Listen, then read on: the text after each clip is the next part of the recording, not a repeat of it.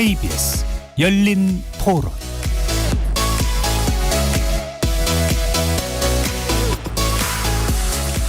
안녕하십니까. KBS 열린 토론 배종찬입니다.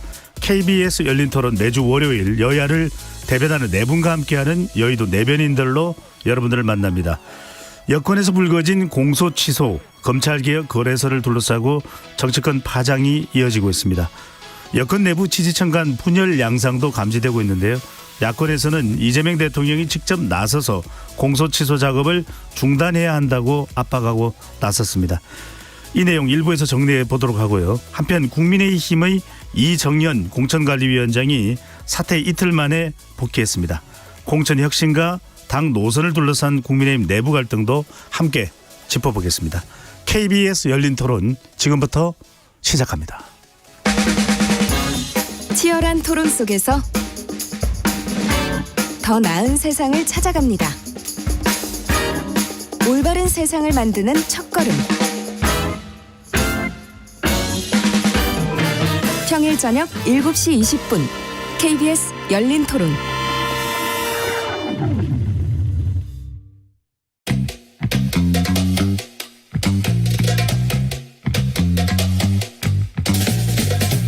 네 명의 대변인들이 함께하는 정치 현안 토크 여의도 내변인들.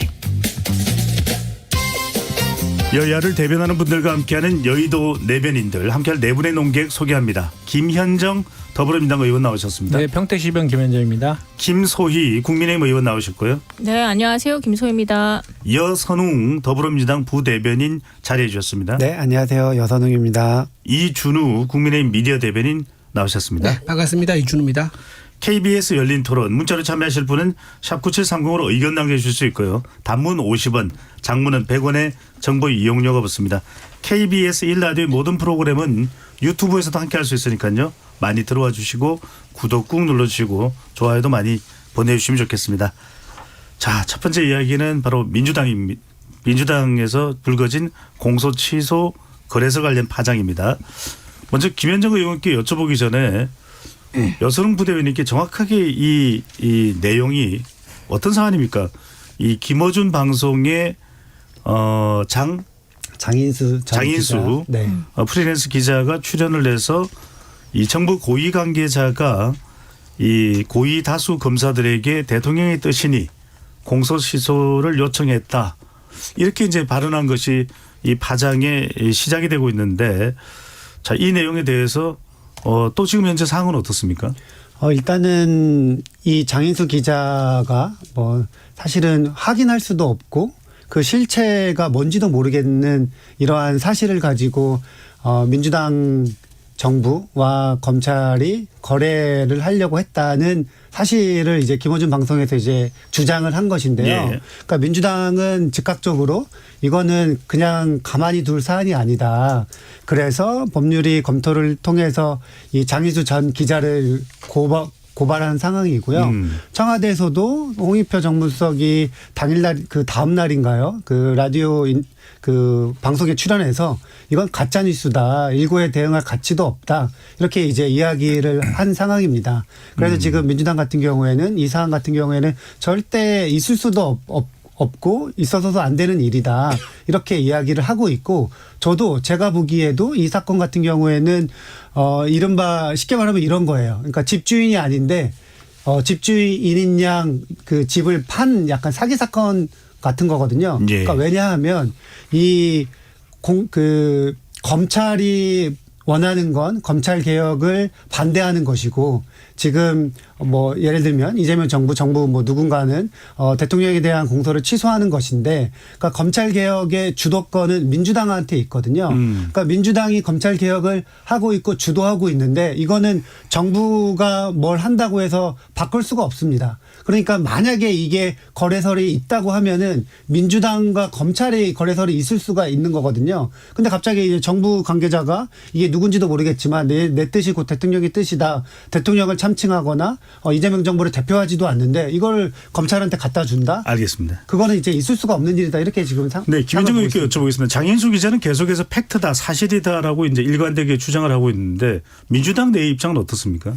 아니 뭐가 팩트입니까? 아니 제가 말씀드린 건 장인수 기자의 주장이 그러니까 뭐가 팩트냐는 거죠. 팩트가 아닌 게 이미 다 확인됐는데 본인이 정부 고위 관계자라고 지목했던 법무부 장관도 아니라고 하고 있고 본인도 직접 대통령과 연관성을 확인할 수 없었다라고 하고 있고 그다음에 뭐 고위층 뭐 검사장급 있는 그 일선 검사들도 그런 얘기 들은 바도 없다라고 해서 허위인 것이 명백하게 확인이 됐잖아요. 거기다 더해가지고 검찰에서 이 공소취소랑 검찰개혁을 딜하려고 하는 거다라는 해석론까지 덧붙였잖아요. 그래서 졸지에 이재명 대통령을 공소취소를 지시한 사람으로 만들어버린 겁니다. 이게 얼마나 지금 상상도 할 수 없는 일어날 가능성도 없는 그런 그 음모론을 지금 퍼뜨린 거예요. 그러니까 대단히 묵과할 수 없는 행태죠. 그래서 당에서는 가장 강한 조치로 고발 조치를 지금 한 것이고요. 그리고 저희 지금 공소취소 관련해서 이미 우리 당에서 공식적으로 지난 12일 본회의에서 국정조사 요구서를 보고를 했고 이길인 13일 날 의장께서 국민의힘에도 그 특위위원들하고 계획서 관련된 그 논의를 위한 공문도 발송한 그런 상태입니다. 그래서 민주당에서는 공식적인 절차를 통해서 그 조작 수사에 대한 진실을 규명해 나가면 될 문제를 이렇게 마치 음모론을 터트려 가지고 이렇게 쑥대밭을 이렇게 만들어 놓고 야당에서 특검 얘기가 나오고 전국에 현수막 걸고 지금 탄핵 얘기까지 언급되는 이런 상황까지 만든 것은 이건 정말 있어서는 안 될 일이죠. 그래서 앞으로는 우리 당에서도 이런 허위 가짜뉴스에 터잡은 정말 정치 공세 또 음모론에는 무관용 원칙으로 대응할 그런 생각을 갖고 있습니다. 네. 다시 말씀드리면 이 공세가 국민의힘으로부터 나온 건 아니고 맞아요. 이 유튜브 방송에서 발화가 됐다라는 것은 좀 여쭤보는 겁니다. 김소희 의원은 어떻게 보시는지요? 아니 김어준 씨가 지금까지의 정치적 영향력을 길러왔던 그 바탕은 이 음모론 아닙니까? 그 음모론을 원래 저희 당 보수 진영을 통해서 이제 조롱하고 멸시하고 그런 음모론으로 이제 지금까지 커오다가 그 음모론을 같은 당 안에 있는 다른 계파를 향해서 쏘는 순간 이 난리가 난 거라고 저는 생각이 들고요. 그래서 그 음모론에 지금까지 기대가지고 거의 김어준 씨를 상황처럼 모셨던 게 지금 여당의 의원들 다수의 의원들이시잖아요. 근데 그 와중에 장인수 전 MBC 기자는 고소를 하고 고발을 하고 김어준 씨는 고발을 또 안 했어요. 그리고 이게 음모론인데 그 음모론이라고 하는데도 불구하고 김어준 씨는 나는 뭐 사전에 논의한 바는 없지만 이거 팩트라라는 거를 버젓이 지금 유튜브 방송에 방송을 내리지 않고 그대로 두고 있어요. 지금도 김어준 씨 방송에 들어가면 그 내용 그대로 볼 수 있거든요. 그러니까 김어준 씨는 뭐 믿는 구석이 있는 거예요.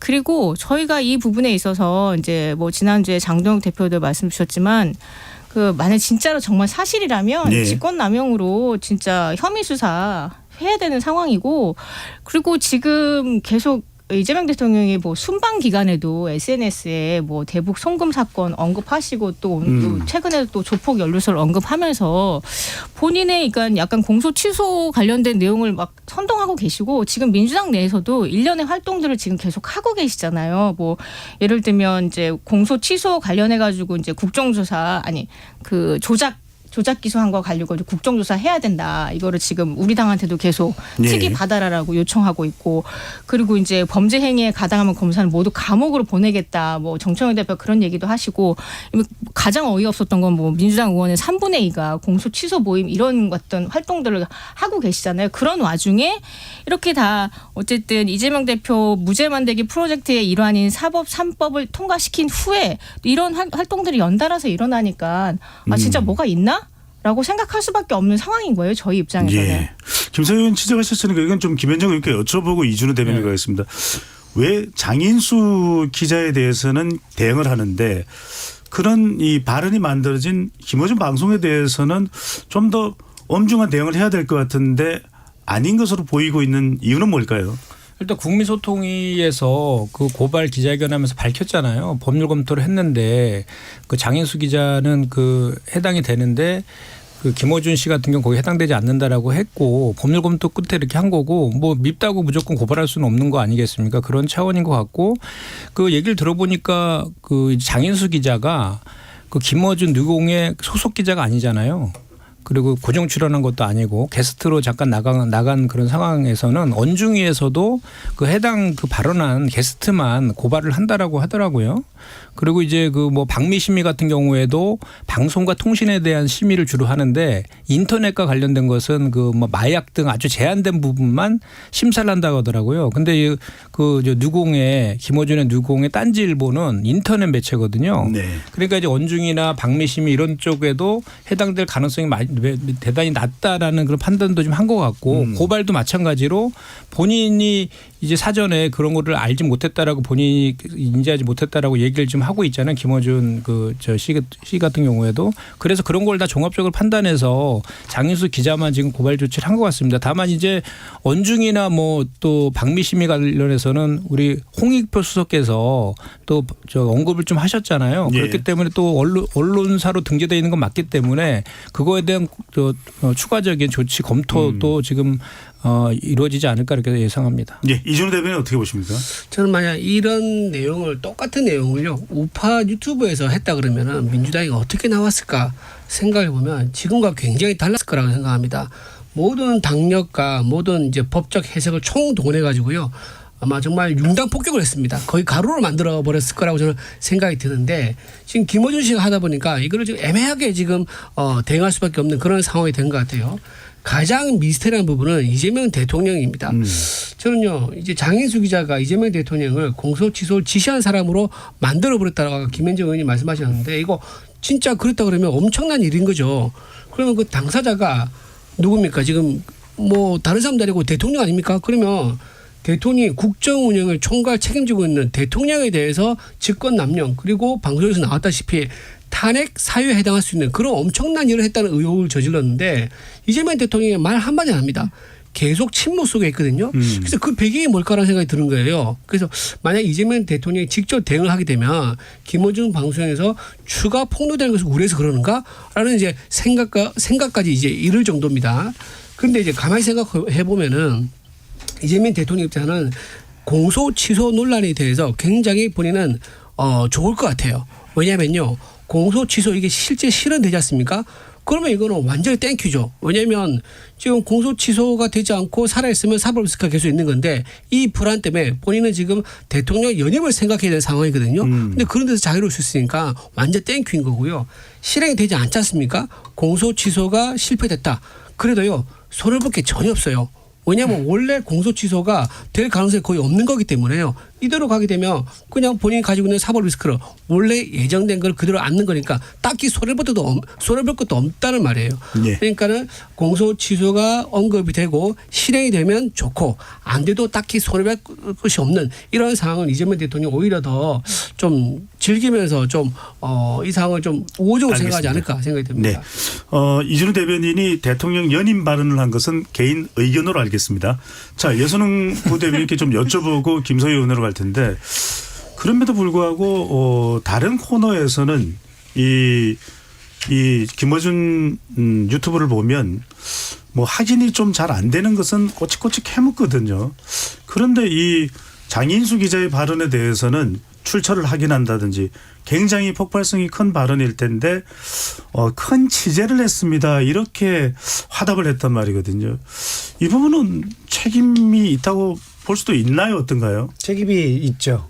그리고 저는 김어준 씨가 이 논란 이후에 대응하는 뭐 방식이라든지 태도라든지 그런 것도 굉장히 문제가 있다고 봅니다. 그러니까 민주당이 지금 어쨌든 법률 검토에 의해서 뭐 장희수 전 기자만 하고 김어준 씨 같은 경우는 안 했는데 뭐 계속 그렇게 할 수 있다 여러 가지 조치를 할 수 있다는 뭐 이야기들이 흘러나오니까 뭐 나를 고발할 때면 고발해봐라. 그러면 난 무고로 대응하겠다는 그런 태도를 보이고 있는데 그런 태도는 그동안 김어준 씨가 뭐 진보 진영에서 뭐 사랑받고 어쨌든 신뢰받는 그러한 스피커로서의 그 충분한 역할이나 그런 지위를 망각하고 있는 것이다. 저는 이렇게 생각을 하는데요. 그러니까 김어준 씨가 예를 들면은 다른 이야기도 아니고 뭐 만약에 이게 사실이라고 한다면은 굉장히 파급력이 있는 정치적인 사건인데 그것을 그냥 스크린 없이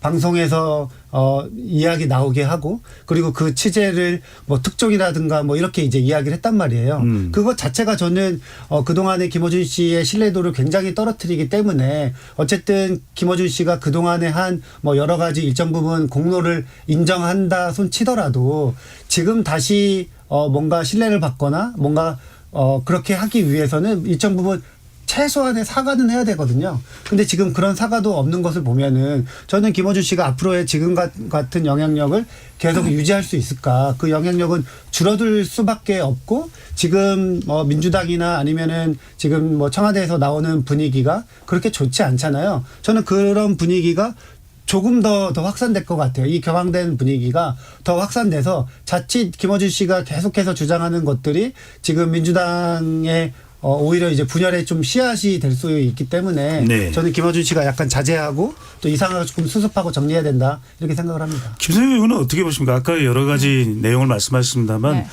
지금 이 김어준 방송에 대한 민주당 내부의 분위기는 좀 엇갈리는 것 같아요. 맞아요.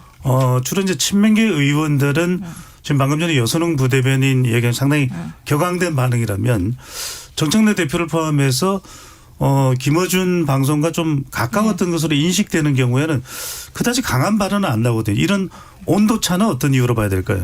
일단 뭐 민주당 내 이제 김어준 씨한테 우리 당만 계속 당했는데 김어준 씨에 의해서 이제 민주당 내 개파들이 지금 당하고 있는 거잖아요. 한번 좀 당해 보셨으면 좋겠고 이런 논란이 힘드시면 아까 이준우 대변인이 얘기하신 것처럼 그냥 이재명 대통령이 나서서 정리하면 돼요. 공소 취소 관련된 모든 일체 행위를 중단하라. 근데 이런 메시지 안 내시잖아요. 그리고 김어준 씨 입장에서는 이거 팩트라고 굉장히 자신하는 것 같습니다. 그런 내용들이 여러 사항을 위해서 좀 보이고 있고요. 실은 뭐 지금 이재명 대통령, 여의도 대통령, 충정로 대통령 이런 우스갯소리가 있을 정도로 충정로 대통령 역할을 지금 해왔는데 이 지점을 가지고 그러니까 민주당 내에서 지금 분열이 일어나고 있는 거는 사실인 것 같고요.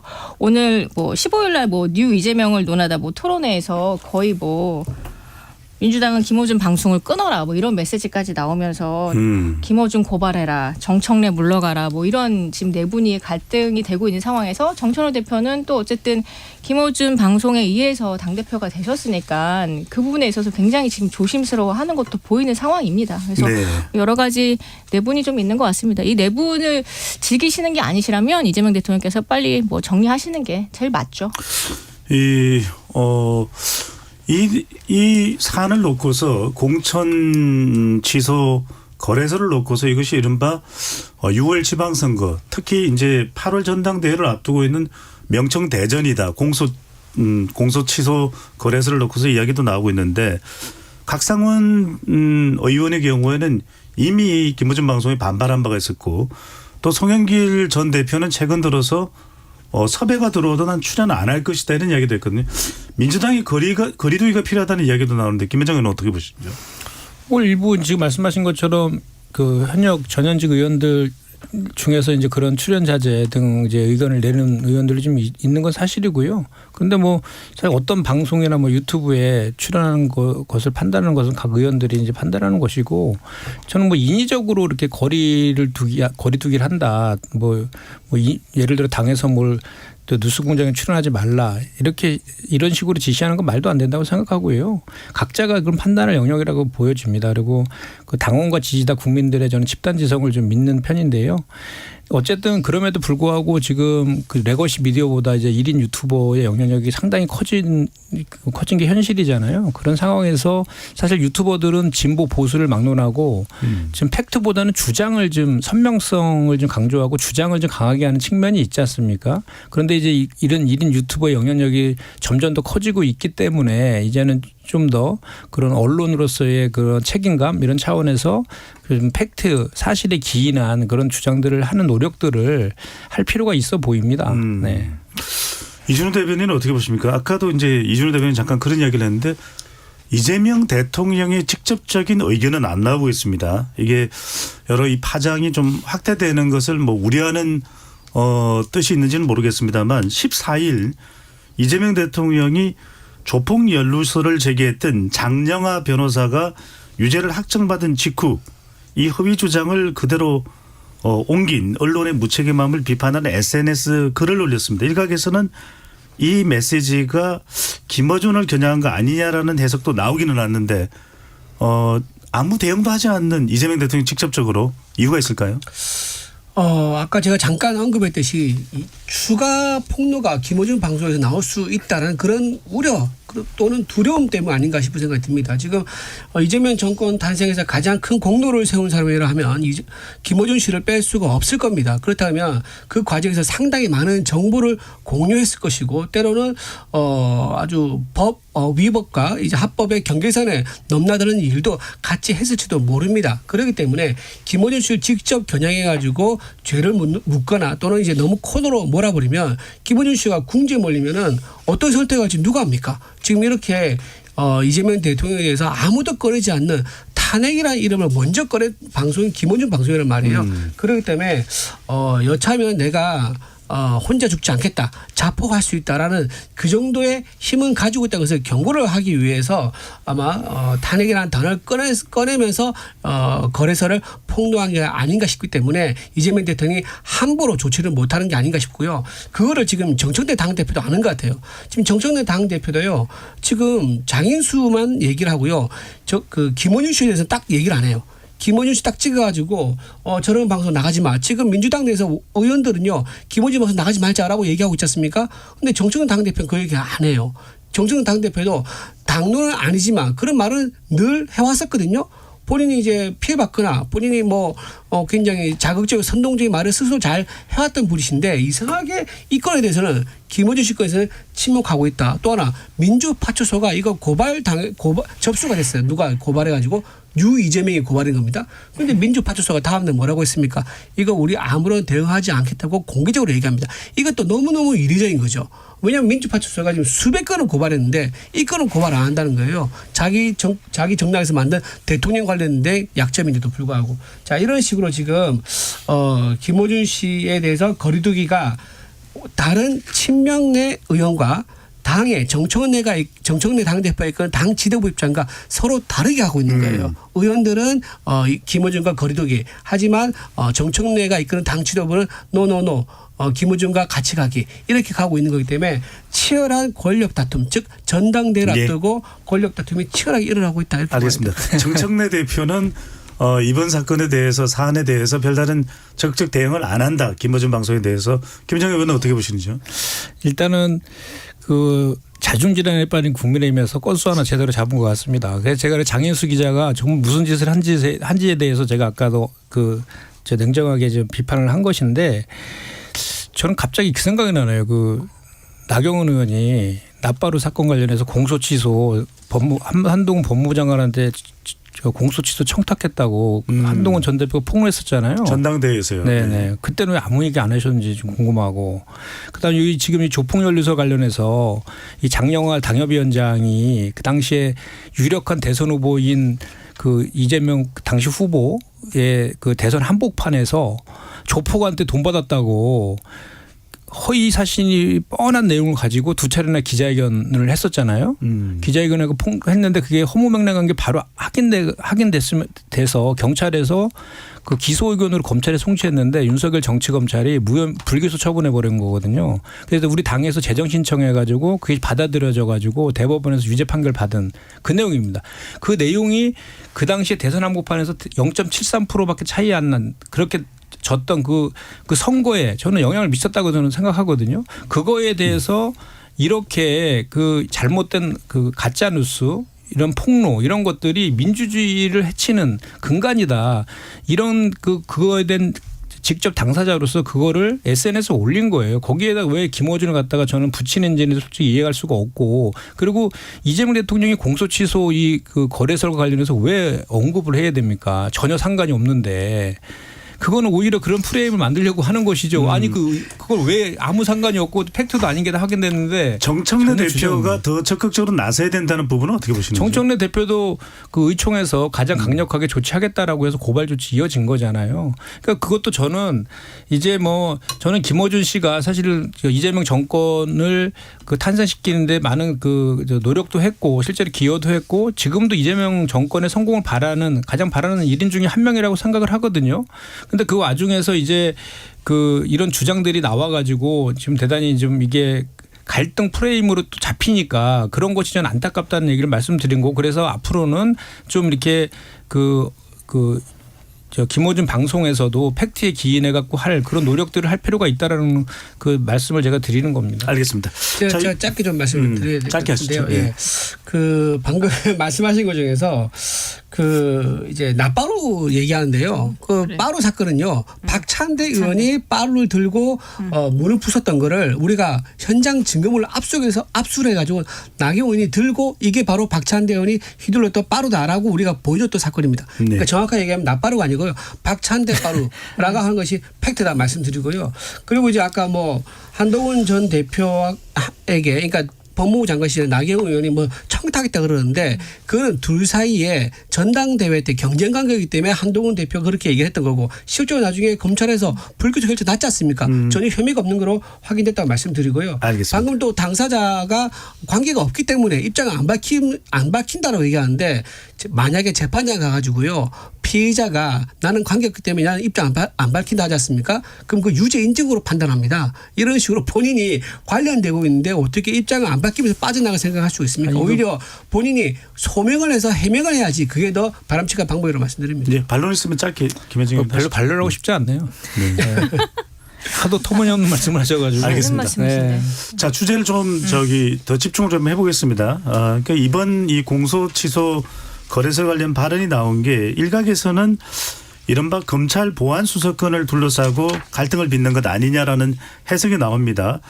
여권 내 강경파들은 절대로 이 공소청의 보안 수사권 안 된다라고 얘기하고 있는 것이고 이재명 대통령은 얼마 전에 SNS에서 빈대 잡겠다고 초가상관 태울 수는 없는 거 아니냐 이렇게 또 국민의 이익을 위해서는 보안 수사가 필요할 수도 있다라는 입장으로 이해가 되는데 자 먼저 김소희 의원께서는 어떻게 보시는지요?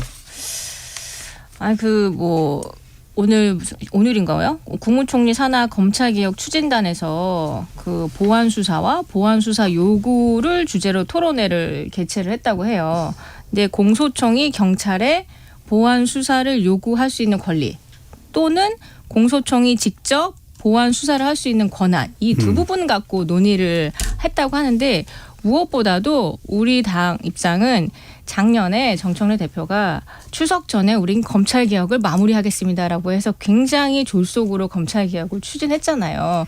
그래서 지금 공소청하고 중수청 관련해가지고 지금 관련된 법안 개정도 안 돼서 결국은 검찰청이라는 이름을 다시 써야 되는 그런 상황에 놓인 그 정도로 엉망인 검찰개혁인 상황에서 이 두 부분만 가지고 굳이 봐야 한다면 저희는 두 개 다 필요하다고 생각합니다. 보안 수사 요구권도 필요하고 직접 보안 수사하는 권한도 필요하다고 그렇게 보고 있고 그리고 최근에 사퇴한 박찬훈 검찰개혁 추진단 자문위원장도 검찰에 직접 보안 수사를 완전히 폐지하면 형사사법 절차는 감당하기 어려운 혼란에 빠질 수 있다고 굉장히 큰 우려를 표현했고 실제로 민변 출신의 검찰개혁을 추진해온 많은 분들도 이 부분에 대해서는 보안수사권 전면 폐지가 위험하다고 말한 점에 대해서는 굉장히 고심을 해봐야 된다고 얘기를 하고 있어요. 예. 그런 지점에 있어서 저희는 두 개 다 국민의 안위를 위해서는 두 개 다 필요하다라는 그런 입장인데 저희가 이 지점에서 이것도 또 민주당 내부에서 싸우고 있잖아요. 강경파와 이재명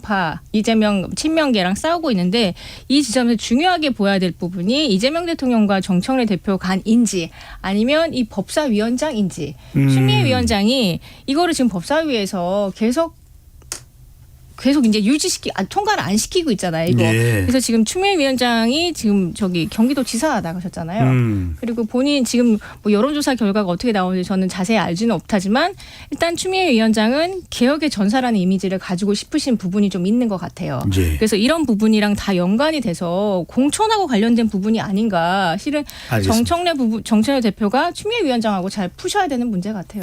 보안 수사권이 쟁점으로 더 올랐습니다. 이게 이제 이른바 김어준 방송의 파장과도 연결 짓게 되는데 여선호 부대변은 어떻게 보십니까? 대통령이나 지금 정부 안은 보안 수사권이 필요한 거 아니냐라는 입장인 것 같은데 당은 좀 맞서고 있는 것 같아요. 어떻게 보십니까? 당이 맞선 건 아니고요.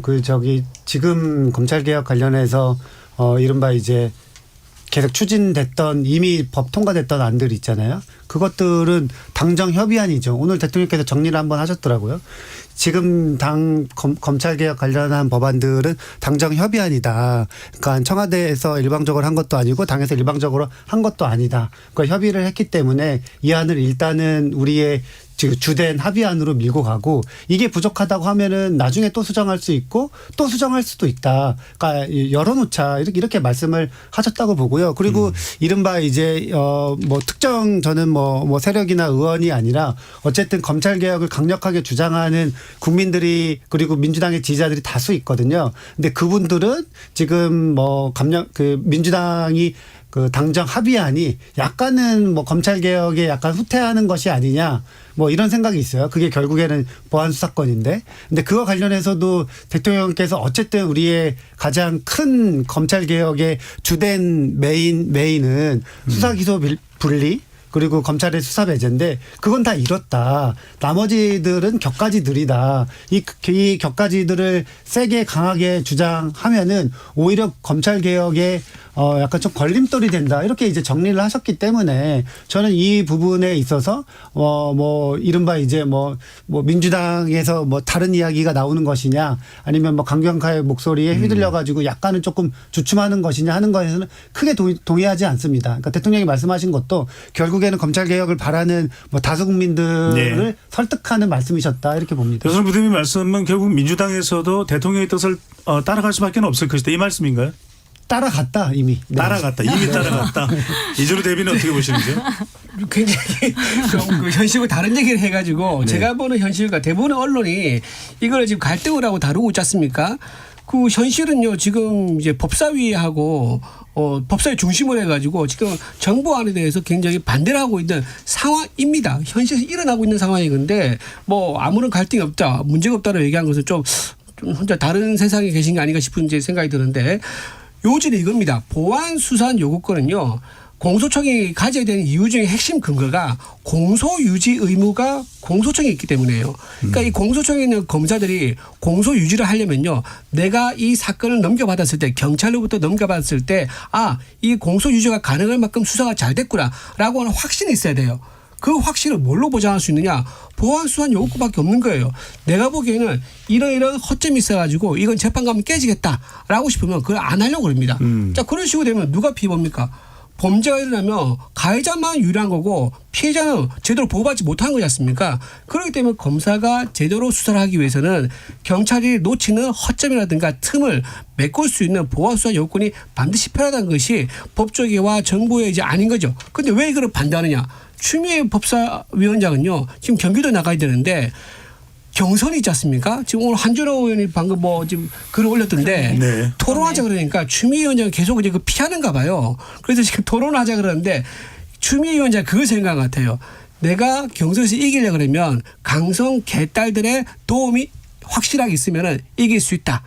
따라서 강성 개딸들에게 도파민을 주기 위해서 그들이 원하는 걸 들어줘야 된다. 그게 바로 보안수사 요구를 없애는 거예요. 자, 이런 식으로 본인의 어떤 지방선거를 위한 목적으로 계산을 하다 보니까 이렇게 정부안과 민주당 안에 대해서 갈등이 생길 수밖에 없고 이거는 계속 끊임없이 일어날 수밖에 없는 아니다. 저는 그래 봅니다. 예. 김정일 의원께서 어제 오늘 대통령의 이 여당 초선 의원들과의 만찬인데 어제 참석을 하셨죠. 네. 혹시 이 자리에서 대통령의 발언이든 아니면 참석자의 발언이든 김어준 관련 발언 또는 보안수사권 관련 발언 나왔나요? 아니 김어준 관련 발언은 없었고요. 보안수사권 얘기도 없었습니다. 다만 정부 여당은 그 국민들에 대한 책임이 남다르다. 책임감을 갖고 의정활동을 해야 된다는 이야기를 말씀하시면서 검찰개혁과 관련된 그 부분을 일정 부분 언급을 했는데 거기에 보안수사권 얘기는 전혀 없었고요. 그러니까 이제 그 기본적으로 요즘 관련돼서는 우리 이준호 대변인이 자꾸 보안수사 요구권을 요구한다는데 보안수사 요구권으로 하기로 했죠. 사실은 보안수사권에 대해서 지금 약간 이견이 있는 것인데 예. 그러니까 기본적으로 대통령께서는 이렇게 한 겁니다. 그러니까 그 수사 기소 분리해서 검찰로부터 수사권을 뺏는 것, 이게 이제 검찰 개혁의 대원칙이라는 거잖아요. 그거는 명확하게 지금 이루어졌다라는 거예요. 그리고 이 보안 수사권을 허용 여부에 대해서는 지선 이후에 형사소송법 개정할 때 논의하기로 되어 있습니다. 사실 지금 검찰개혁 법안의 논의 대상은 아니에요. 근데 기본적으로 수기분리 원칙을 천명했기 때문에 보안 수사권은 없고 보안 수사 요구권을 주자라는 정도까지는 당내에 이제 컨센서스는 이루어진 그런 상황이죠. 근데 네. 이제 그러면 이제 지금 논의 단계는 아니지만 보안 수사권에 대해서 아주 최소한도의 예외가 필요할 상황이 있을 수 있다. 그런 것들에 대한 것은 국민이 피해를 보지 않는 선에서 좀 검토를 해봐야 되는 거 아니냐라는 대통령님의 발언이 종전에 있었거든요. 그 관련된 해석들에 대해서 약간 이견이 좀 있는 것이고 지금 보안 수사권 관련된 논의 단계는 아니다. 그 말씀을 먼저 좀 드리고요. 그리고 이제 저희 당 같은 경우에는 지금 이 관련해서는 사실 검찰 개혁을 더 충실히 하자 또는 그 방법론에 있어서의 이견인 거잖아요. 그러니까 이게 당내 무슨 노선 투쟁이나 자중질환이나 이런 건 아니지 않습니까? 네. 그래서 그런 과정 속에서 이제 내일 1시 30분에 의총이 이제 우리가 하기로 했거든요. 그리고 오늘도 계속 법사위랑 당하고 원내하고 계속 조율을 했거든요. 그래서 아마도 잘 조율이 돼서 내일 잘 정리가 될 것 같습니다. 네. 김민정 의원은 확인차 여쭤보겠습니다. 정청래 대표는 보안 수사권에 대해서 수사 요구권 말고요. 보안 수사권에 대해서 찬성입니까 반대입니까? 아니 기본적으로 우리 당에서 아직 당론으로 이거는 지금 형사소송법 논의할 때 논의하기로 했기 때문에 네. 지금 논의한 단계는 아니지만 기본적으로 제가 좀 전에 말씀드린 것처럼 당은 보안 수사권은 안 되고 보안 수사 요구권을 허용하자. 이 정도의 컨센서스는 이제 이루어져 있다라는 말씀을 드린 거죠. 그 네. 부분에 대해서 당내 개혁 과제 추진할 때 절제가 필요하다. 보안 수사 요구권까지는 필요하다라는 게 이재명 대통령의 입장이고 그렇죠. 강경파는 검찰이 일단 악마잖아요. 그래서 얘네한테 어떠한 것도 허락하면 안 된다. 보안 수사 요구권조차도 허락하지 말아라는 게 이쪽의 입장이잖아요. 아니요. 그거는 제부터 잘못 알고 계신 것 같아요. 보안 수사 요구권까지는 아닌 것 같은데요. 보안 수사권에 대한 이견이 그런데 이제 19일 본회의 처리 방침이 있었지만 법사위원장인 추미애 위원장이 이 부분에 대해서 동의하지 않는 걸로 알고 있고. 아니요. 그게 아니라 검찰개혁법안 중수청법 공소청법에는 보안 수사권 내용이 없다니까요. 형사소송법으로 그 다음에 김소희 의원 마저 말씀하시고 김민정 의원께 기회를 드리겠습니다. 근데 말씀 주셨던 두 법안은 아마 처리될 거고요. 이 지금 강경파들이 얘기하는 거는 그 다음에 후속 조치를 이뤄질 형사소송법에 대한 보안 수사 요구권에 대한 이 부분에 대한 요청을 지금 미리 빌드업을 하는 중인 거예요. 그래서 검찰에다 어떤 것도 주지 말아라라는 게 강경파들의 입장인 걸로 알고 있고 이 부분을 쟁취해야지만 추미애 위원장은 개혁의 전사가 되는 거예요. 검찰 개혁의 전사가 되는 거예요. 그래서 아마도 이 부분을 현명하게 어떻게 풀지가 정청래 대표의 리더십인 거죠. 김민정 의원요? 네. 아니 보안 수사 요구권은 팩트니까 그렇지 않고요. 좀 전에 말씀드린 보안 수사 요구 그것도 형사소송법 개정할 때 이제 구체적으로 논의하기로 되어 있어서 대통령이 오늘 X에 올린 글에도 이렇게 써 있잖아요. 그때 가서 더 논의해서 최소한의 방법을 찾자라고 하셨고 기본적인 거는 보안 수사권은 안 되고 보안 수사 요구권 정도는 허용하는 게 어떠냐라는 정도가 당론은 아니지만 그래도 당대표부터 해서 컨센서스가 이루어진 그 정도 상황인 거예요. 알겠습니다. 자 이번에는 이 주제 좀 얘기해봐야 될 것 같습니다. 바로 호르무즈 해협으로 가봅니다. 미국이 5개 나라 지금 아주 최근에 이 올라온 내용을 보면은 나라명을 밝히지는 않았지만 7개 국가라는 이야기도 나오고 있습니다. 군함 파견을 요구를 했습니다. 자, 네 분께 이거 좀 여쭤봐야 될 것 같습니다. 자, 군함 파견. 우리가 노무현 정부 때도 아프가니스탄 파병이었나요? 그 부분에 대해서 결국 의료와 지원 공병 부대를 보낸 적은 있습니다만 전투 부대 이 호르무즈 해협에 군함이 가는 경우는 사실상 전투 참여가 될 해석도 상당히 있기 때문에 어떤 판단이 내려져야 될 것으로 보시는지 이준우 대변인부터요. 근데 이 문제를 저는 김민석 총리가 미국 갔을 때 트럼프한테서 단독으로 면담을 했다 그러는데 20분 동안 했다 그러는데 이 얘기를 듣지 않았는 것 같더라고요 보니까는. 그래서 김민석 총리가 트럼프 대통령과 헤어지고 나서 이 얘기를 꺼냈습니다. 그래서 군함을 좀 지원해달라, 참조해달라라는 식으로 얘기했는데 왜 안 했을까? 아마 김민석 총리를 믿지 못해서 아주 민감한 안보 관련된 군사 관련된 또는 미군의 어떤 이전 이런 관련된 부분을 아예 얘기를 안 꺼낸 게 아닌가 이 부분을 좀 짚고 싶어요. 일단 먼저. 왜냐하면 김민석 총리가 과거에 학생 운동 시절에 반미운동을 적극적으로 했던 분이고 실제 김민석 총리의 형이 씨죠. 그분은 지금 미국에 가서 실제 트럼프 반대 시위도 했던 분입니다. 그래서 그렇기 때문에 트럼프 대통령 입장에서는 김민석 총리를 만나긴 했지만 별 내용 없는 얘기를 파견에 조금 집중을 해서 말씀을 해 주시죠. 얘기를 했었었고 그렇기 때문에 김민석 총리가 지난번처럼 할 라인을 만들었다고 했지만 전혀 실속 없는 만남만 이루고 돌아왔다라고 말씀드리고요. 군함을 이제 우리한테 요청한 거는 제가 보기에는 지난번에 우리가 옛날에 그 청해부대가 한번 이렇게 파견된 적이 있었거든요. 그 설들을 아마 참고해가지고 좀 지원해달라는 것 같은데 보기보다 지금 미군이 가지고 있는 플랜에 좀 차질이 있는 게 아닌가.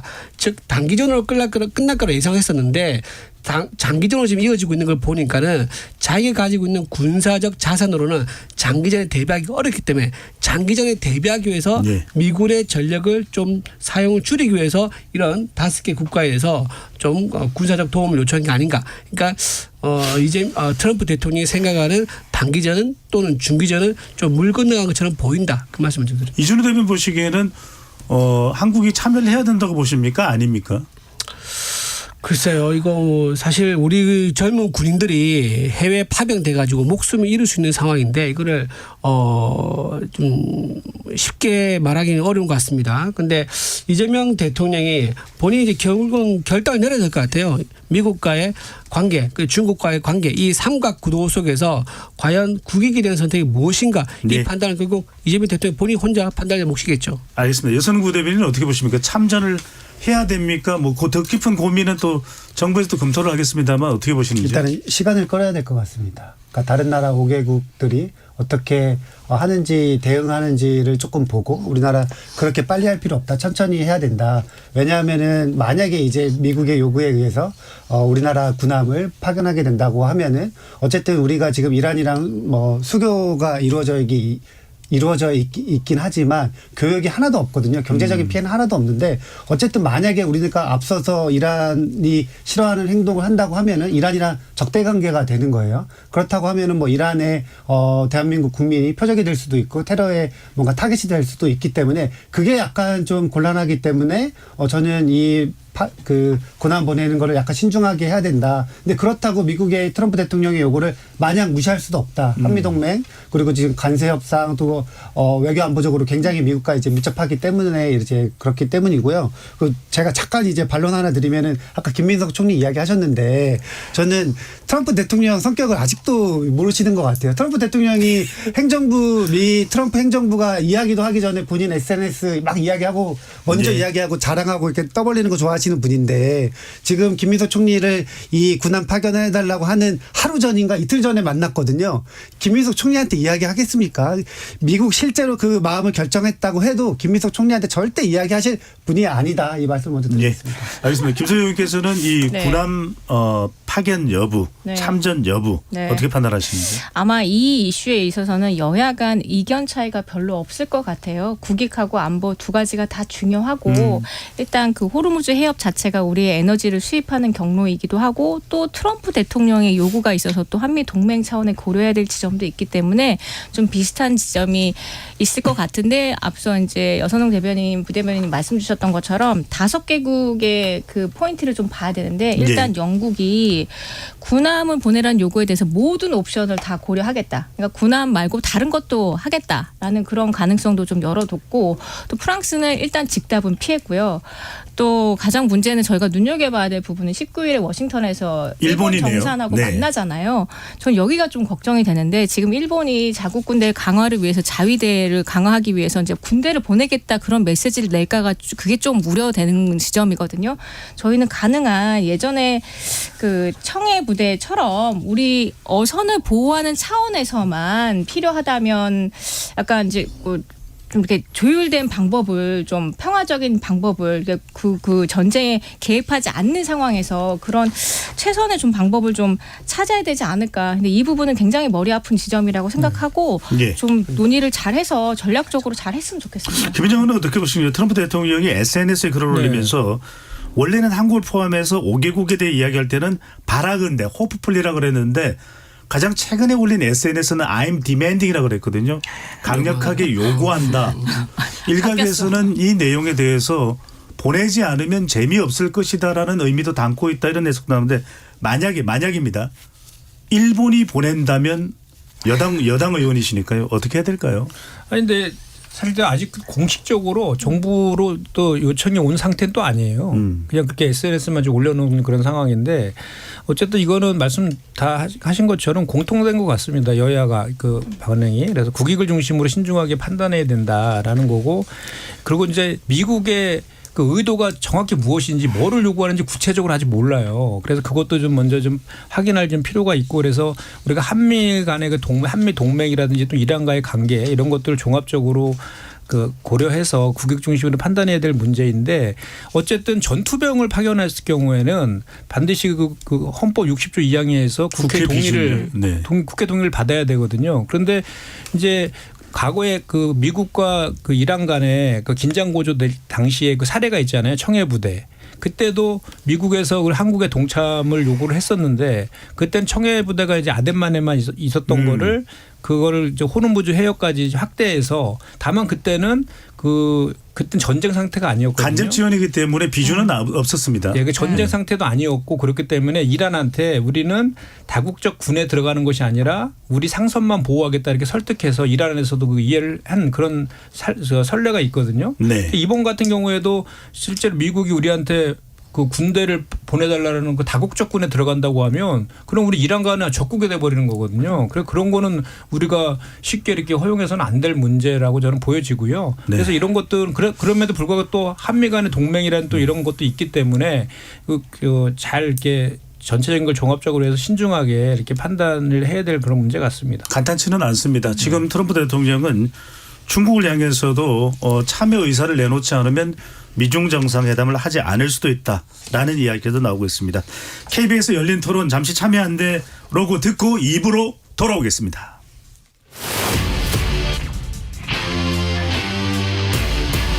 토론에 정답은 없습니다. 토론이 세상을 바꿀 수도 없습니다. 하지만 질문은 새로운 세상을 만들 수 있습니다. 질문으로 올바른 세상을 만드는 첫걸음 KBS 열린 토론.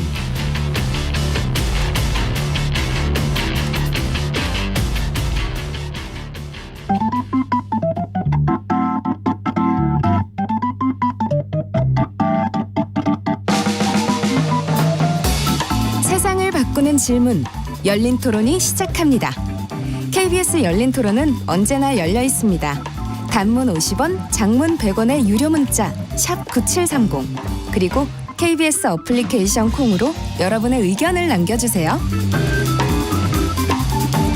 KBS 열린 토론 2부 이어가겠습니다. 매주 월요일은 여의도 내변인들로 진행하고 있습니다. 스튜디오에 김소희 국민의힘 의원, 김현정 더불어민주당 의원, 이준우 국민의힘 미디어 대변인, 여선웅 더불어민주당 부대변인 네 분과 함께하고 있습니다. 국민의힘으로 가보겠습니다. 공천 이야기부터 해볼까요? 먼저 이준우 대변인께 먼저 여쭤보겠습니다. 이정현 공관위원장 돌아왔습니다.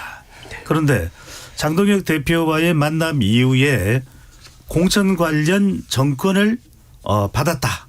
이렇게 밝혔습니다. 더 세진 이정현의 기한인가요? 그건 아니고요. 원래 처음부터 장동혁 대표가 이제 이정현 의원을 이제 공관위원장으로 모실 때 아마 공천 관련된 정권을 약속을 하셨던 걸로 알고 있거든요. 근데 그거를 한 번 더 확인했다는 거지. 공천 관련된 어떤 권한을 처음 얘기했던 것과 더 강화된 그런 부분은 아니다. 여전히 처음과 똑같은 공천 권한을 다 보유한 상태다는 것을 확인을 해줬다라고 말씀드리고요. 저는 이제 오세훈 시장 문제 때문에 상당히 이재명 공관위원장이 좀 자존심을 많이 상한 것 같아요. 공관위가 이게 공천 과정에서 사실은 한 자리에서 한 명을 뽑는데 거기는 뭐 많으면 10명까지도 붙지 않습니까? 그러면 한 명 공천하게 되면 9명은 공관위의 결과에 다 불만이 갈 수밖에 없는 거예요. 근데 지금 이번에 전국 지방선거니까 얼마나 많은 사람을 상대로 가지고 심사를 해야 됩니까? 그러니까 사실 떨어진 사람들한테 미움받을 수 없는 그런 자리인데 그럼에도 불구하고 이제 보수의 재건을 위해서 공관위 위원장은 엄중한 자리를 맡았단 말이에요. 그래서 그런 상황이기 때문에 오 시장에게 두 번이나 기회를 준 거예요. 그럼에도 불구하고 오 시장이 공천 신청을 안 하니까 만약 이 상태에서 내가 아무 일 없다는 듯 공관위 심사를 한다 그러면은 전체적으로 공관위의 위상이 서지 않고 기강도 잡히지 않는다. 이런 판단이 드는 것 같아요. 그래서 마지막 최후 통첩의 수단으로서 오세훈 시장에게 내가 공관위 던졌다. 다시 돌아왔다. 자, 세 번째 기회를 준다. 이 세 번째 기회에 또다시 서울시장 서류를 접수 안 하면은 이거는 나는 더 이상 기다리지 않겠다. 바로 공관위 심사를 해가지고 후보 결정을 넘어가겠다라는 그런 의미로 아마 공관위원장 자리를 사퇴하고 돌아온 게 아니겠느냐 그렇게 생각합니다. 잠시 뒤에 그 부분을 여쭤보겠습니다. 지금 궁금한 것은 이정현 공관위원장의 복귀가 앞으로 국민의힘이나 공천의 보탬이 된 얘기가 핵심인데 시끌벅적합니다.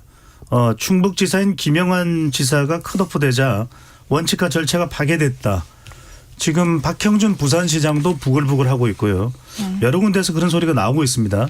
여선홍 부대변인 어떻게 보시는지요? 그러니까 그 이정현 공관위원장이 돌아오시고 나서 처음으로 한 게 이제 충북지사 그 현 충북지사 김영환 지사를 컷오프 시킨 건데요. 민주당의 입장에서 보면은 어쨌든 선거하기 어려운 상대가 현역 단체장이거든요. 그런데 지금 이정현 공관위원장이 국민의힘의 현역 단체장들을 다 기스를 내고 있어요. 오세훈 시장도 마찬가지고 지금 김영환 지사 같은 경우에는 아예 컷오프를 시키고요. 근데 그 자리에 누가 있습니까? 지금 윤곽근 윤석열 전 대통령 변호사가 거기에 출마하겠다고 이야기를 했고 거기 개소식에 전환기 씨가 다 우르르 우파 인사들이 엄청나게 참석을 했어요. 그리고 김계리 변호사죠. 윤석열 전 대통령의 변호사인데 그분 그 페이스북을 보면은 대통령이 나가서 싸워서 이기라고 그랬거든요. 그러면은 현역 단체장을 컷오프 시키고 거기에 윤 어게인 세력을 다시 데리고 오려고 하는 게 이정현 공관위원장의 전략인가 이렇게 되묻지 않을 수가 없고 뭐 저희가 국민의힘 공천 잘하라 이렇게 할 수 있는 입장은 아니지만 알아서 하시겠지만 지금 국민의힘이 또 이정현 공관위원장이 국민 눈높이에 맞는 지방선거를 도대체 이길 수 있는 공천을 하는 것인지 아니면은 정반대로 장동혁 대표가 지방선거 이후에도 본인이 당대표를 계속 할 수 있는 그러한 방법을 위한 뭐 공천을 하는 것인지 도대체 알 수가 없다 이 말씀드리겠습니다. 김수희 의원은 어떻게 보십니까? 되돌아온 야상을 잊고 되돌아온 이정현 공관위원장을 통해서 향해서 이 주호영 의원입니다. 지금 대구시장에 출사표를 던졌는데 강하게 또 성토하고 있고요. 박형준 의원도 강한 불만을 또 드러내고 있는데 어떤 상황입니까? 저는 개인적으로 이정현 공천위원장이 사퇴하셨을 때 잘됐다라고 생각했었습니다. 근데 왜 다시 모셔오셨을까? 장동 대표의 속내가 뭔가 그게 좀 궁금해서 좀 여쭤볼 예정이지만 어쨌든 오시자마자 이제 대구에서 공천 이 부분 한 부분에 대해서 거기에 계셨던 또 다른 공관위원들도 굉장히 많이 반발을 했고 오늘 또 부산시장 공천 관련해서도 또 다른 공관위원들이 이제 회의 중에 좀 나오셨어요. 다 반발해가지고 나왔어요. 저는 기본적으로 우리 당 내부에 절차가 있어요. 공정성에 의해서 경선을 거쳐가지고 그 명분간 기준에 맞춰서 경선을 하는 게 맞다고 보는데 지금 약간 당에 또 이렇게 혼란을 일으키는 공천 과정에 대해서 이제 그게 뉴스를 만들기 위한 것인지 아니면 또 혼란을 주기 위한 것인지 이 부분은 좀 정리를 좀 하셔야 될 것 같다는 좀 생각이 들고요. 네. 지금 오늘 또 정정실 정책위 의장이 말씀하셨던 것처럼 당 내에 절차적 정당성 이렇게 어떤 공천이든지 공정성이 빠지면 되면 계속 분란을 일으킬 수밖에 없으니까 이 공정성을 최대한 지키는 방향으로 그렇게 했으면 좋겠다라는 요구를 한번 하셨고 예. 특히 지적하셨던 충북지사 같은 경우 저희가 어쨌든 그 전륜이라는 메시지를 낸 이상 윤곽근 그 변호사 같은 부분은 공천하면 안 됩니다. 그래야지 그게 그 다음에 행동으로 보여주는 모습이기 때문에 그런 부분들은 제대로 된 공천으로 또 다시 좀 혁신을 보여주신다면 그때는 또 인정받지 않을까 그렇게 생각이 예. 됩니다. 국민의힘 공천이라서요. 이준우 대변인한테 대구 경북 좀 여쭤보고 오세훈 시장 이야기를 할 때 김민정 의원께 좀 여쭤보겠습니다. 이준우 대변인 이 대구 지금 경북이 엄청나게 지금 치열하게 격돌하고 있다. 여기에 공천관리위원회에서 어떤 결정을 내릴 것이냐. 대구시장에는 지금 신인 초선 후보로는 유영아, 최은석 또 이진숙 전 방통위원장이 있고요. 그다음에 경북지사에는 김재원 또 최경환, 이강덕 포함되어 있고 물론 이제 다른 중진 의원들도 대구시장과 경북지사에도 지금 이철우, 이미자 다 포진하고 있습니다. 자, 충북지사가 컷오프가 될 정도면 대구 경북은 어떻게 되는 겁니까? 이철우 지사는 괜찮은 건지 대구시장 이 경선에도 신인들 쪽에도 초점이 맞춰지는 건지 주호영 의원은 강력하게 지금 반발하고 있거든요. 신인이란 단어에 이제 꽂힐 필요는 없고요. 지금 개혁, 혁신 이런 공천을 하겠다라고 했기 때문에요. 저희는 이제 처음 했던 말이 있습니다. 이정현 공관위원장이 처음 했던 말 주목할 필요가 있는데 뭐라고 했냐면 다선 중진 의원들이 헌신해지면 좋겠다라고 얘기했습니다. 이제 이게 무슨 말이냐. 이제 국민의힘에 유리한 지역구가 있지 않습니까? 그럼 거기서는 우리 당이 공천을 받으면 곧 당선인 지역구가 있어요. 민주당도 그런 지역구가 있고 우리도 그런 지역구가 있는데 거기서 선수를 많이 쌓으신 분도 있지 않습니까? 그건 사실 당에서 큰 은혜를 입은 거죠. 그렇게 기회를 줘가지고 선수가 이제 많아지면. 근데 이번 대구 같은 경우는 현역 의원은 5명이라 그러는데요. 이분들 선수 다 더하면 15선이라고 합니다. 가장 많으면 6선이기도 하고요.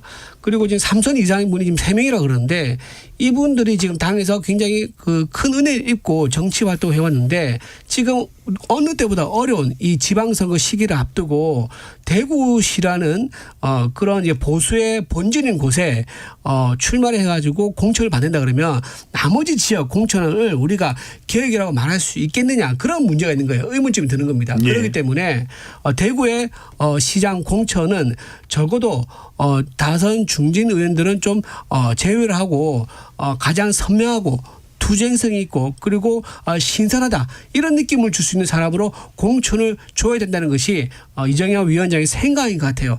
그래서 제가 보기에는 아마도 이번에 대구 TK 같은 경우 주호영 의원이 반대 의견을 많이 냈다고 그러는데 예. 다선 중진 의원보다는 좀 선명하고 투쟁성이 있는 이런 분들로 대구에서 먼저 공천 확정 짓고 나머지 지역구로 넘어가서 개혁 공천을 완수할 것이다. 그렇게 저는 봅니다. 이주민 대변인이 말씀 중에 신선하고 혁신적이다는 말씀 주셔서 좀 여쭤봐야 될 것 같은데 지금 경북 대구시장 출마 이 후보자들 중에서 신선 혁신 후보를 누구를 이야기를 하시는 건가요? 제가 이제 당 대변인인데 이제 누구 특정인을 언급하게 되면은 지금 공간이 업무를 제가 방해할 수 있는 그런 오해를 할 수 있거든요. 네, 그래서 제가 발언을 좀 자제하겠습니다. 네, 신선 혁신이라는 말씀을 주셔서 네. 자, 지금 박형준 부산시장은 망나니 칼춤을 하고 있다라고 강하게 반발하고 있는데 서울 오세훈 시장으로 가봅니다. 김현정 의원께 여쭤봅니다. 네.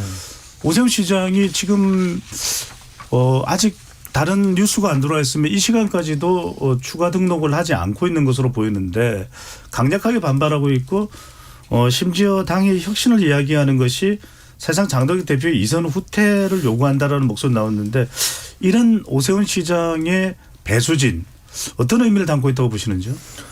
아니 일단 지금 상황에서 그 윤호개인 그런 모토로는 뭐 선거에 본선에 나가봤자 필패할 것이다라는 그런 위기감에서 이제 시작이 된 거잖아요. 그래서 그 노선 변화를 계속 요구했고 그래서 이제 그 결의문까지 채택을 했는데 실제로 그 결의문이 아니라 저륜 수요를 했다라는 그 비판이 있었는데 그게 현실이 되고 있는 것 같아요. 그러니까 후속 조치가 전혀 하지 않으니까 침묵하고 있고 그러니까 이제 그 오세훈 시장하고 이제 소장파들하고 친한파들에 대해 친한파들이 계속 이제 혁신선대위 얘기도 하고 또 뭐 그 인적 쇄신 이런 요구들을 하니까 제가 봤을 때는 저는 이번에 그 이정현 그 공관위원장이 사퇴한 거는 장동혁 대표랑 짜고 친 약속대로 같아요. 아, 약속대로. 네, 이렇게 이제 막 워낙 그 반대파들의 목소리가 세고 그거를 제어하기는 버거우니까 그 목소리들을 입틀막하기 위해서 그 정권을 줬는데 왜 내가 하는 거에 대해서 이렇게 반대를 하느냐라는 식으로 이정현 위원장이 사퇴를 하고 다시 이제 정권 주면서 복귀를 했잖아요. 하자마자 제일 먼저 한 게 컷오프부터 시작하고 있는 거 아닙니까? 그리고 윤호개인 세력들을 거기에다 넣으려고 하는 것이 다 보여요 지금. 그래서 이제 저는 생각이 드는 게 그러면 지금 이제 오세훈 시장한테 그 공천에 추가 공모하라고 이렇게 열어줬잖아요. 근데 이제 아직 안 하고 있지 않습니까? 안 하면은 그냥 문 닫아버리려고 하는 것 같아요. 문 닫고 그냥 진행하려고 하는 그런 생각이 있는 것 같고 원래 그런 얘기 있었잖아요. 오세훈 컷오프 시키려고 한다라는 그런 일각의 시각들이 있었지 않습니까? 그렇게 작정하고 있는 것 같아요. 그런데 오세훈 시장은 또 할 것 같아요. 신청을. 왜냐하면 본인이 한다고 이미 한 얘기가 있기 때문에 다만 이제 오세훈 시장은 그 출마는 하는데 선거 전략은 철저하게 당권파들과는 격리된 본인만의 선거 전략으로 그렇게 할 것 같아요. 그렇게 하다가 결과적으로 이제 패배를 하게 되면 그거에 대한 책임을 당권파에 묻는 거죠. 그러면서 당권에 도전하려는 여기까지의 생각이 같이 있는 거 아닌가 이런 생각이 듭니다. 예, 김성현 의원은 어떻게 보시면 지금 당내 이걸 바라보는 많은 또 의원들의 시각도 있을 텐데 오세훈 시장이 끝내 지금 이제 김현정 의원께서는 등록을 할 것이라고 말씀드렸는데 끝내 등록을 안 할 가능성도 있습니까? 왜냐하면 지금 요구하는 사항이 이 오 시장의 요구사항이 혁신선대위. 받아들여졌다고 보기는 좀 어려울 것 같은데요. 그렇죠. 근데 첫 번째 오세훈 시장께서 이제 공천 접수를 안 했을 때는 우리가 당의 노선을 정리하는데 티핑 포인트 역할은 하신 것 같아요. 그때는 굉장히 묘수로 잘 하신 것 같은데 그 다음에 이제 몇몇 의원들이 요구하셨던 혁신선대위 이 부분은 지금 당에서는 안 받고 있는 건 사실이고요. 혁신선대위는 다시 말해서 그냥 장동혁 대표 너는 이 선으로 물러나 있어. 우리가 다시 다른 말로 하면 비대위를 꾸리겠어 이런 해석으로 들리잖아요. 그래서 이런 요구는 실제로 장동혁 대표 차원에서는 제가 장동혁 대표라도 받지는 않을 것 같습니다. 그런 상황에서 절충안을 내야 되는 거라고 저는 생각을 하고 그리고 이제 결연 메시지 이후에 몇 가지 액션이 나왔으면 훨씬 더 좋았을 텐데 그런 아쉬움은 좀 있습니다. 예를 들어서 뭐 전환기시를 출당시킨다든지 뭐 그런 액션들은 할 수 있었을 것 같은데 그런 액션들이 없어서 좀 아쉬웠고 그래서 뭐 예를 들어서 이제 수도권 선대위 이제 수도권 실은 지난주에 이제 뭐 몇 군데 이제 우리 당에 이제 계신 뭐 구청장들을 뵀더니 중앙당에서 간섭을 좀 안 했으면 좋겠다 이런 얘기를 대놓고 말씀하시거든요. 그래서 예. 수도권 특히 서울 같은 경우 수도권 선대위를 꾸려서 이런 약간 절충안을 찾아가지고 그런 방향으로 하는 게 저는 조금 그런 방향을 좀 전략을 모색하는 게 필요한 것 같고 오세훈 서울시장 같은 경우는 이번에 안 나오시면 안 됩니다. 하셔야 돼요. 무조건 접수하셔야 되고요. 이번에 안 나오시면 선봉장으로 안 나오시면 아마 서울에서 사시기 어려울 거예요. 그러니까 꼭 나오셔야 됩니다. 서울 정도는 매우 어려울 수밖에 없다. 자, 이번에는 부산으로 가봅니다.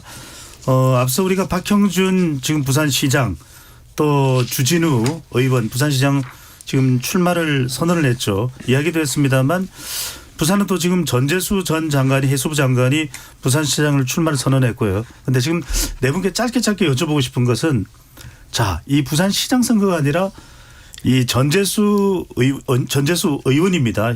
전 장관이고요. 의원이 이제 이 자리를 비우게 되면 바로 부산 북갑이 보궐선거가 치러지게 되는데 여기에 지금 조국 대표, 한동훈 전 대표가 출마 가능성이 점쳐지고 있습니다.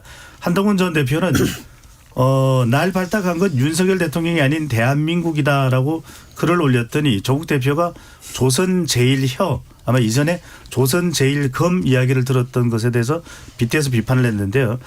한동훈 전 대표도 이 적극적인 반응을 보였습니다. 조국 대표가 이재명 대통령에게 아첨한다. 자, 제가 여쭤보고 싶은 건 김현정 의원께요.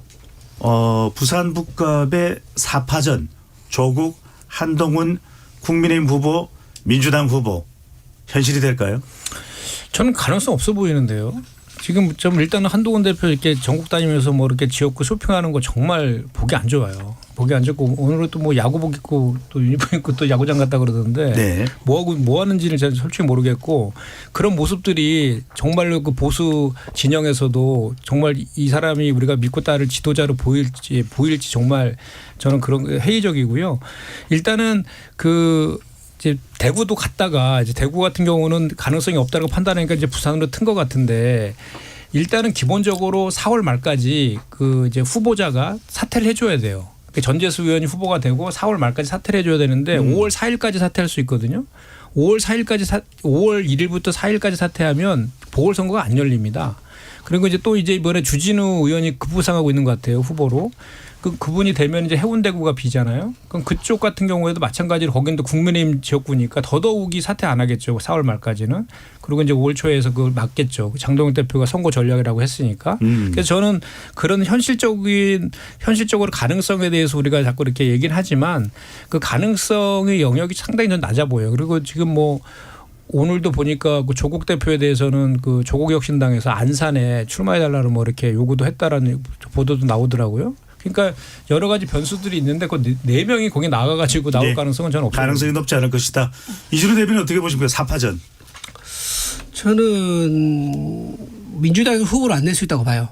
왜냐하면 이제 이번 지방선거 끝나고 조국 혁신당과 합당 논의를 하기로 했지 않습니까? 그게 정말 진정성이 있다 그러면요. 민주당에서 조국의 원내 진입을 도와줘야 돼요. 안 그렇다면 그러면 조국 혁신당이 왜 민주당에 들어가서 정청래 당대표를 도와줘야 되죠. 정청래 당대표는 조국 혁신에 필요한 이유가 친문이기 때문에 필요한 거예요. 8월 전당대회 때 친문 세력의 도움을 받아서 당대표에 재도전하는 거. 이거를 지금 머릿속에 그리고 있는데 조국 대표가 원내에 들어온 것을 도와주지 않으면은 아마 조국 혁신당은 그럼 우리가 합당했다는 그 얘기가 전부 다 거짓이구나라고 하면서 조국 혁신당도 민주당 텃밭에 후보를 많이 낼 거예요. 그러면 이제 불안할 수밖에 없는 거죠. 그렇기 때문에 조국 혁신당에 안정감을 주기 위해서 당신의 원내에 들어오고서 나 환영한다. 그리고 네. 손잡자. 그리고 우리 약속한 합당 논의는 계속 할 거다라는 신호를 주기 위해서 민주당 후보를 안 낼 가능성이 있어 보입니다. 조국 대표는 출마 가능성이 있다. 여선홍 부대변인 어떻게 보시죠? 짧게 말씀해 주시죠. 저 빠르게 말씀드리면은 부산에 지금 민주당 의원이 전재수 의원 한 명입니다. 만약에 이 지역에 우리가 민주당 후보를 못 내거나 부산에 민주당 의원이 없다는 것은 상상하기 힘들다. 그래서 저는 반드시 부산에는 민주당이 후보를 내야 된다. 양보하면 안 된다. 이렇게 생각하고 조국 대표 입장에서는 민주당과 1대1이 가능한 지역에 출마할 거다. 그렇게 보면은 군산이나 안산 지역을 조금 생각해 볼 수 있을 것 같고요. 저는 한동훈 대표는 평택. 여기가 이제 3자 구도로 봤을 때 이준석 모델로 가능하다 이렇게 생각합니다. 네, 부산은 아닐 거라고 얘기해 주시는데 부산은 아닐 것 같습니다. 조국 대표 입장에서는. 그래서 이제 어쨌든 한동훈 대표는 어디든지 보궐선거에 나오려고 지금 계획 중인 것 같고 조국 대표 입장에서는 지금 계속 노이즈 마케팅을 하기 위해서 한동훈 대표 좀 공격한 것 같고 어디든 자신이 출마할 지역 찾아달라고 지금 읍소하는 중인 것 같습니다. 조국 대표는. 네, 알겠습니다. KBS 열린 토론 여의도 내변인들 이것으로 모두 마무리하겠습니다. 오늘 함께해 주신 여선웅 더불어민주당 부대변인, 이준우 국민의힘 미디어 대변인, 김현정 더불어민주당 의원, 김소희 국민의힘 의원 네 분 말씀 고맙습니다. 네, 고맙습니다. 네, 고맙습니다. 지금까지 KBS 열린 토론 배종찬이었습니다.